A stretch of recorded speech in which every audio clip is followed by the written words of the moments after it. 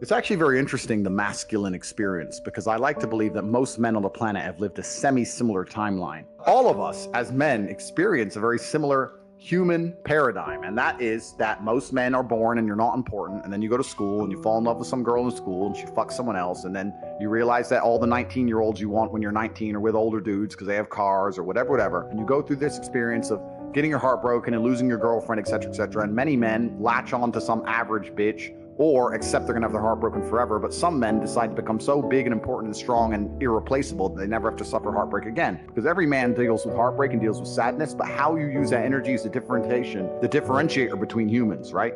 You are feeling the same pain that many men have felt. Every man out there has had his heart broken and understands how difficult it is as a man. But the difference between me and you, and perhaps some of the other men out there, is that certain men take that anguish and take that sadness and understand that energy cannot be destroyed, it can only be converted, and use it to build themselves into a man of absolute standing and power, as opposed to sitting around jerking off like you just told me you do. You are a waste. You are wasting your energy. Heartbreak is unlimited motivation. If I was heartbroken, it's been a very long time, but if I was heartbroken, I'd be in the gym every morning. I'd be a beast. I'd be running. I'd be working. I couldn't sleep. I'd be an absolute animal, and you're heartbroken, and what are you doing? Jerking off like a fucking dumbass. The difference is, as a man, you must build yourself into a man of credibility, which means to build yourself into a man of standing, we all start in a fairly similar position. I became me through tedious, arduous, difficult, never-ending work. You are wasting your time. You know why God made your girl leave you? Because he wanted to show you that you ain't shit. He wanted to show you that you are human and you're fallible and that you're very replaceable. So he decided to make you fall in love with a girl, and he decided to make her leave you to show you that you are a dickhead. Now it is your job to look at the board, understand what's happened, say, I understand, God, I deserve that. I'm glad she left me and I'm sad because I am a dickhead, and do something about it. Because if you refuse, if you ignore God's message, next time you fall in love with a bitch, guess what he's gonna do? He's gonna make her leave you to remind you once again that you are a dickhead. Every single man out here, if you're upset that your girl's leaving you, God is reminding you that you aren't worth shit. You need to get up and work so hard that even in the eyes of God, he is proud of you. God loves his creations, which show him their true potential and beauty. By getting up and trying your absolute best and becoming a man of moral standing, he will reward you and bless you. If you continue to be a dickhead, God will remind you you're a dickhead. So God just broke your heart on purpose to show you that the way you're living your life and the man you are simply are not good enough. What have you changed since? No, fucking nothing. You think God's gonna forgive you for no reason? You think God's gonna go, it's fine. He hasn't learned his lesson. He hasn't changed. He isn't even trying very hard. He's not up early in the gym. He ain't doing nothing. It's fine. Let's just let him fall in love and let's make sure the girl doesn't fuck someone else on OnlyFans this time. No, sir! This is gonna repeat endlessly. It's a cycle that will not fucking change until you take the message from God and become the man you're supposed to be. You must stop being a dickhead. You deserve what's happened to you. You deserve how you feel. All of it. When I was 20, me and my girlfriend broke up. I was with her for 4 years. I couldn't sleep. And this is before social media. You couldn't just chase a bitch. That was it. She's gone now. She moved. I didn't know where she lived. That was it. And I couldn't sleep. Now, it wasn't like I was crying my eyes out, but I was just, where's my hoe at? I couldn't sleep. Need something else to do. So I thought, fuck, I'll hit the gym at 6 a.m., hit the gym at 3 p.m., gym at 8 p.m. I had nothing else to do but fight. So I took all that trauma, all that heartbreak, and I molded it into becoming a world level combatant, right? What did we talk earlier about how trauma can mold you? And trauma can be a fantastic thing. Heartbreak, depression, sadness, these are all fantastic motivators. I'm telling you why they're a fantastic motivator. You go to a guy who's heartbroken, he has all the motivation in the world to send 300 text messages. He has the motivation, he's putting it in the wrong place. That's 300 cold emails you could be sending to someone to pitch a business. That's a lot of money you could have made. Yeah, I'll tell you right now, some of the greatest accomplishments in my life have come after a heartbreak. Absolutely. Yeah. It's that fuck, I call it fuck you energy. Take that and you're like, because some guys will get butthurt about that and they'll sit there and they'll wallow in self-pity. I've always thought the correct application of that energy is, okay, prove that she made a shitty mistake. Go out and become fucking millionaire. Go out and become a kickboxer. Go out and become a porn star, whatever. And then she's going to look around when she's 50 pounds heavier in a year's time. They're like, motherfucker, I left him. I let him go. Yeah. You can, and internally, be happy. My ego could be like, yeah, I got you. Life's going to hurt you, and how you use that pain is completely not really up to you. You could use that pain to galvanize yourself as a man. become a better man you've ever been. I'm not saying that I'm only successful because of some chick. I'm saying that every single time that I was heartbroken, I never wasted a second. I was never wallowing. Especially as a young man. We talked about this on the show. You're going to get your heart broken as a young man. I've had it happen to me. We've all had it happen to us. And it's not even about anger towards the girl. Me and Tristan talked about this on the podcast that we did together, Gentleman Game. It's 7 years later, because as a man, you're going to get your value later. Yes. Right. So if you use that energy to put all that work in, these girls, they come back around, and I love to see them come back. Not because I'm in love again, just because it's like, you know, I told you so. Yeah. No, I said this, like anybody who tries to get revenge on a woman, that's incel energy. That's a wrong way of looking at it. The only revenge you can get on a woman who breaks your heart is success. Success is the best revenge. Just level up slowly, and when she messages you, you got two choices. You can either say, sorry, baby, you're not my type anymore. Boom, you win. So that's the answer to the question. Put a plan together for the heartbreak if it comes, and make sure that plan is constructive. Everything we've been saying on this podcast is true. Trauma's going to come, pain's going to come, you have to use it in constructive.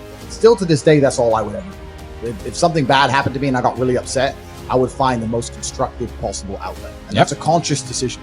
You have to have the emotional control to make a conscious decision in that direction. Women fuck men they respect. That's it. They don't fuck men they like. They don't fuck men they love. They fuck men they respect. If she loves you and likes you and doesn't respect you, she will not have sex with you. I have women who respect me and fucking hate me, but they're here every time I call. So if they respect you, they're going to sleep with you. And this is something that's biological and evolutionary. They fuck men they respect. So how do you make women respect you? Well, first you have to be worthy of respect as an individual. There's no hack. If you're worthy of respect, you're worthy of respect. But secondly, you cannot allow blatant disrespect. So if you allow her to blatantly disrespect you and you tolerate that, then you're setting a precedent, which means, well, why would I respect this guy in the first place? Yep. I say this to guys all the time. I've had loads of guys who come to me for like coaching and stuff. And they say, you know, my woman doesn't respect me, da-da-da-da-da. And I say, look, it's much harder to fix something that's broken than just never let it go wrong in the first place. Right. From the second you got together, you should have been a man. And you haven't got to be an asshole. You haven't got to be aggressive. I'll sit with a girl and very politely say, look, if we're going to be in a relationship, if I'm going to take you seriously, you're not going to have male friends. If you want to hang around with a whole bunch of men, then I'm not going to take you seriously. What do you mean you won't take me seriously? I mean we can fuck, but I'm never going to look at you as serious material.